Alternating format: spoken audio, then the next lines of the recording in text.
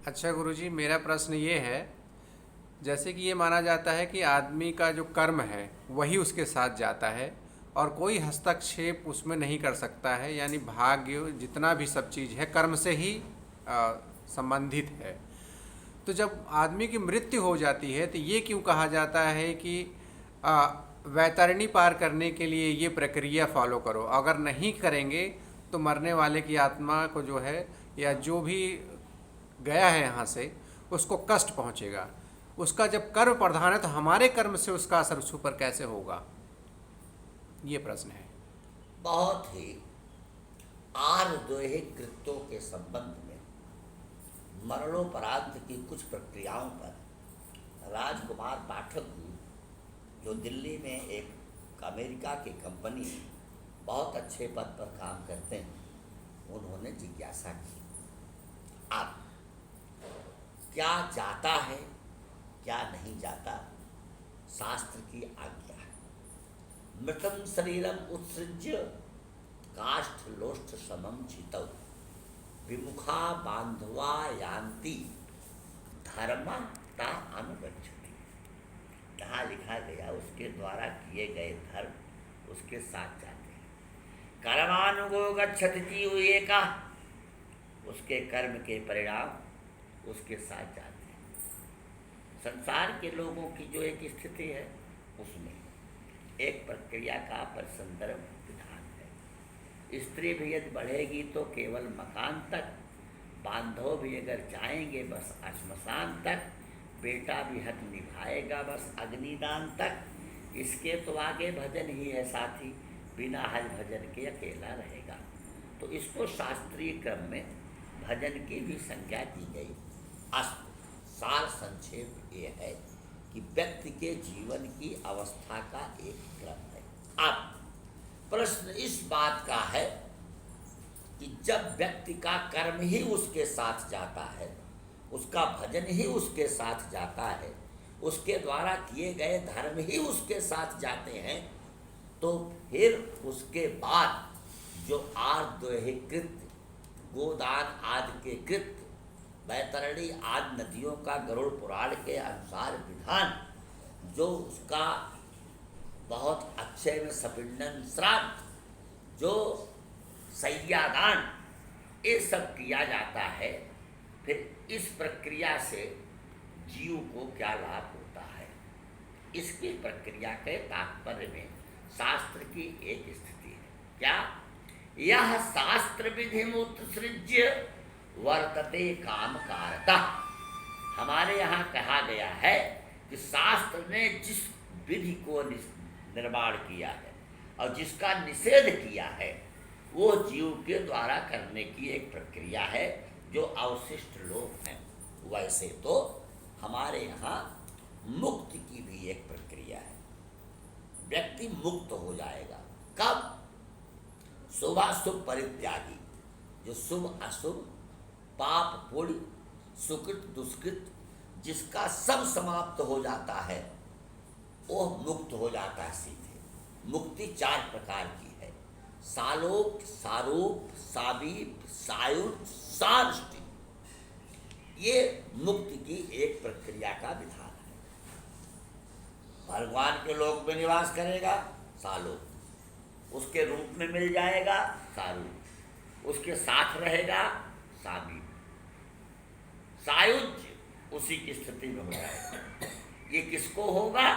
यत् करोसि यदस्नासि यज्जुहोसि ददासि यत् तपस्सि कौन्तेय तत् कुरुष्व मदर्पणम्। जिसने अपने कर्मों को सब भगवान में चढ़ा दिया, चाहे सुकृत चाहे दुष्कृत, चाहे अच्छा चाहे बुरा, चाहे पाप चाहे पुण्य। घोड़ा बेच दिया तो इंतजाम हो करे जो घोड़ा खरीदा है, हमसे क्या मतलब।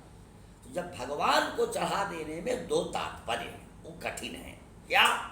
पहली बात, हमने जो कर्म किया उसके फल की इच्छा न रखें, और दूसरा, हमने किया ये भूल जाए। अहंकार विमूढ़ात्मा कर्ता मृति मन्यते, कर्तापन खत्म हो जाए कि मैंने किया। दूसरा, मैंने जो किया उसके फल की इच्छा हम न करें तो मुक्त हो जाएगा, उसकी स्थितियां बनेगी। अब इस जिज्ञासा के दूसरे भाग पर हम आते हैं। हम सारे कृत्यों को करें, गोदान करें, हम सपिंडन करें, हम सैयादान करें, इससे मतलब जीव को सुख प्राप्त करने की जो व्यवस्था हो गई है उस व्यवस्था के क्रम में हम क्यों करें। अब इसका उत्तर शास्त्र देता है। क्या? शास्त्र इसलिए इसका निर्धारण किया कि हम यह नहीं जान पाएंगे कि वो मुक्त हुआ कि नहीं, वो सालोक सारूप सामीप्य सायुज्य शास्त्र में गया कि नहीं, उसके जीवन की स्थिति ठीक बनी कि नहीं। हम प्रत्यक्ष उसका कर्म देख रहे हैं, किंतु कर्म करते समय उसकी भावना का विशिष्ट महत्व होता है। जैसे कोई रसायन शास्त्र इसलिए पढ़े कौन सा एसिड डालने से हम कौन सा ताला खुलेगा, तो रसायन शास्त्री नहीं चोर हो जाएगा। इसीलिए हम तो ये समझ रहे हैं, समझ नहीं सकते तो उसके कर्म की भावना क्या है। जैसे कोई व्यक्ति किसी महिला को साड़ी ला करके दिया, मिठाई का पैकेट ला करके दिया, इसमें हम देख रहे हैं कितना उदार है कि ये दे रहा है, और उसकी भावना में कहीं किसी न किसी प्रकार उसके सौंदर्य को देखने की लालसा छिपी है, उसके स्पर्श करने की लालसा छिपी है, उसके अंतर्गत भावना में है। तो कभी कभी व्यक्ति के जीवन के जो कर्म है, कर्तृत्वाभिमान फलाकांक्षा से हट करके वो भावना पर निर्भर करते हैं कि उसकी काम करने की भावना कैसी है। ऐसी स्थितियों के संदर्भ में व्यवस्था का एक स्वरूप है। तो अब उस स्वरूप के क्रम में एक बात आती है कि सारे जीवों के मृतकों का निर्धारित नहीं है उनका कर्म कैसा है, उन्होंने क्या किया है, उनकी क्या व्यवस्था है, वो मुक्त हो गए कि नहीं, उनके कर्म अच्छे हैं कि नहीं, जिनके हैं ठीक। इसलिए शास्त्र एक तरफ से अब ये पुत्र का कर्तव्य है, घर वालों का कर्तव्य है कि जाने के लिए वो उसके लिए करता है। तो हमारे परम विद्वान आचार्य सुगौती जी महाराज यहाँ उपस्थित हैं, जो पुराणों के बड़े प्रवक्ता हैं, तीर्थ पुरोहित हैं, रोहित शास्त्री हैं।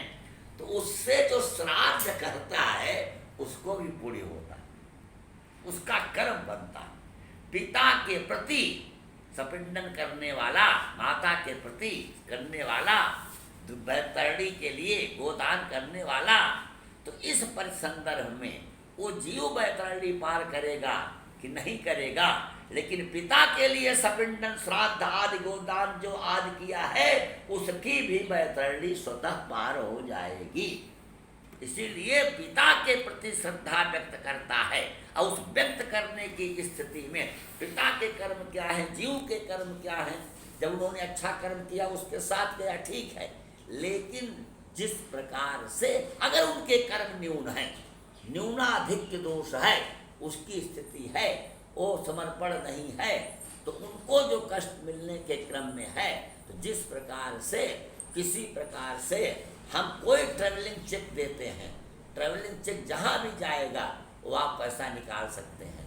जिस प्रकार से वो जिस योनि में, जिस कर्म में जहाँ रहेगा, सर्प योनि में है, पशु योनि में है, उसके बाद 84 लाख योनियों में चला गया, तो अब उसके कर्म अगर अच्छे नहीं हैं और उसको तत्त योनियों में भ्रमण मिल रहा है, तो उसका पुत्र या घर के लोग जो श्राद्ध कर्म आदि, गोदान आदि, सपिंडन आदि, सैयादान आदि करते हैं, इससे उनका किया हुआ, जैसे पिता का रखा हुआ सारा पैसा पुत्र को मिल जाता है, वैसे आदि दैहिक कृत्य में पुत्र के द्वारा या जो भी श्राद्ध कर्म करता है उसके निमित्त करता है।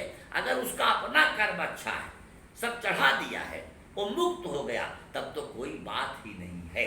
किंतु करना इसलिए चाहिए कि ये निश्चित नहीं किया जा सकता कि उसका कर्म कैसा था, उसकी कर्म करने की भावना कैसी थी। इसलिए अगर एक आदमी के कर्म बहुत अच्छे हैं, उसके पुत्र ने नहीं किया, ये परंपरा चल जाए, तो परंपराओं की दृष्टि से चाहे अच्छा कर्म हो चाहे बुरा कर्म हो, चाहे निषिद्ध कर्म हो, प्रतिषिद्ध कर्म हो, किसी भी प्रकार का उस जीव का कर्म है तो शास्त्र विधि उत्सृज्य, उसके पुत्र के पुण्य को बढ़ाने के लिए, पुत्र के कर्म को निर्धारित करने के लिए, श्राद्धकर्ता को भी पुण्य प्राप्त करने के लिए वो परंपरा फिर उसका पुत्र करे, उसका पुत्र करे। तो जो हमारे यहाँ परंपराओं को निर्देश किया गया उसका पालन करने के लिए, अपने जीवन को सुगठित करने के लिए। क्यों कि जो पिता का श्राद्ध नहीं करेगा, गोदान नहीं करेगा, सपिंडन नहीं करेगा तो उसका आप समझिए पाप बढ़ेगा। तो अपने पाप को दूर करने के लिए, अपने कर्म को ठीक करने के लिए, अपने जीवन को ठीक करने के लिए एक बात उसको ये सब करना चाहिए। दूसरा, हर व्यक्ति जानता नहीं है कि उस जीव का कर्म करने का उद्देश्य क्या था, किस स्थिति में किया, इसलिए भी हमको उसका श्राद्धादि कर्म करना चाहिए।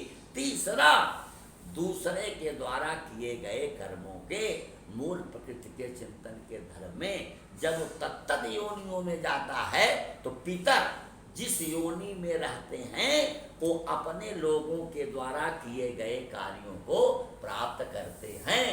जैसे आपने ब्राह्मण को पूरी सब्जी खीर खिलाया और वो मानो सर्प योनि में है तो उसको उसके आहार के रूप में ये पूरी सब्जी सब बदल जाएगी। जैसे जो पैसा आप जमा करते हैं बैंक में वही नहीं मिलता, आप एटीएम में गए पैसा मिलेगा आपको।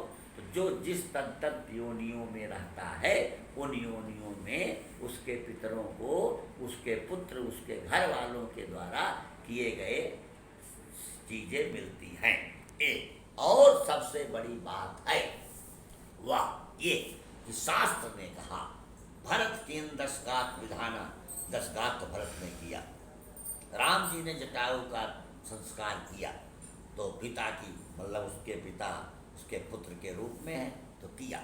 तो जिस धर्म में, जिस शास्त्र में वेदों ने, शास्त्रों ने, आचार्यों ने जिन मान्यताओं को स्थापित किया है उसका सबसे अंतिम निर्णय है तर्का अप्रतिष्ठानात्, बिना किसी तर्क के उसको स्वीकार करके उसको करना चाहिए। जीव का कल्याण होगा एक बात, अपना कल्याण होगा दूसरी बात, अब अगले लोग वैसा करने को बाध्य होंगे, ये तीन बात। इसमें कोई सामाजिक विकृति नहीं आएगी, इसलिए ये सब करना चाहिए। धन्यवाद गुरुजी।